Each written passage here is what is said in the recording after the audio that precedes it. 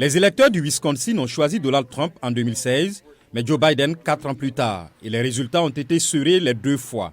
Cet État pourrait donc basculer d'un côté ou de l'autre dans cette élection, avec un électorat presque également divisé qui déjoue la plupart des sondages d'opinion.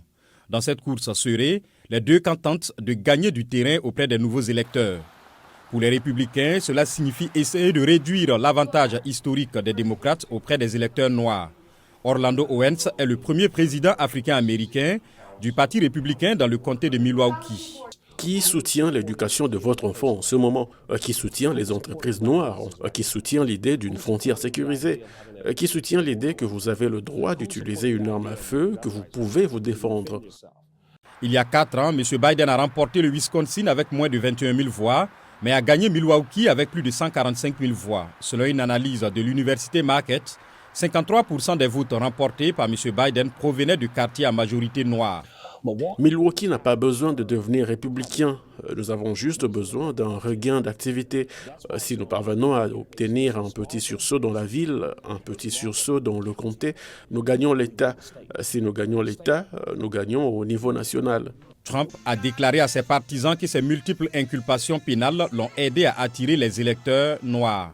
Beaucoup de gens m'ont dit que c'est pour cela que les Noirs m'aiment bien, parce qu'ils avaient tellement été blessés et discriminés qu'ils me voyaient comme si j'étais victime de discrimination. C'est assez étonnant. M. Biden ne peut se permettre de perdre le vote noir dans le Wisconsin et sa campagne le sait, affirme Cathy Cohen, professeure de sciences politiques. La plupart des personnes qui suivent les élections diraient que sans Milwaukee, Biden perd facilement le Wisconsin. Je pense que la campagne de Biden l'a compris. Je pense que nous assisterons à un investissement important dans les publicités, les campagnes de mobilisation du vote, les messages et les visites. M. Biden s'est rendu dans le Wisconsin le mois dernier pour annoncer un nouveau financement destiné à réparer ce qu'il a appelé des erreurs historiques.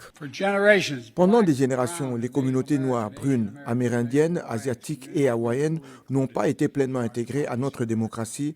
Pour Milwaukee, cela signifie de nouveaux trottoirs et de nouvelles pistes cyclables ainsi que des voies de bus et des infrastructures modernes. Il s'agit d'améliorations qui changent la vie. Elles permettront aussi aux communautés historiquement noires du Nord et aux communautés latino du Sud d'accéder plus facilement aux emplois, aux écoles et aux divertissements de la ville et du centre. Antonio Perkins, coiffeur dans le Wisconsin, dit qu'il n'a pas encore pris sa décision. Je suis indécis, c'est amusant. J'ai voté pour Biden pour écarter Trump du pouvoir lors de la dernière élection. Et maintenant, je penche davantage pour Trump parce que les situations dont nous espérions l'amélioration ont en fait empiré. Alors oui, je ne sais vraiment pas de quel côté y pencher pour l'instant. Cette incertitude parmi les électeurs traditionnellement démocrates fait que la course déjà serrée dans le Wisconsin sera au centre des préoccupations des deux équipes de campagne jusqu'au jour de l'élection.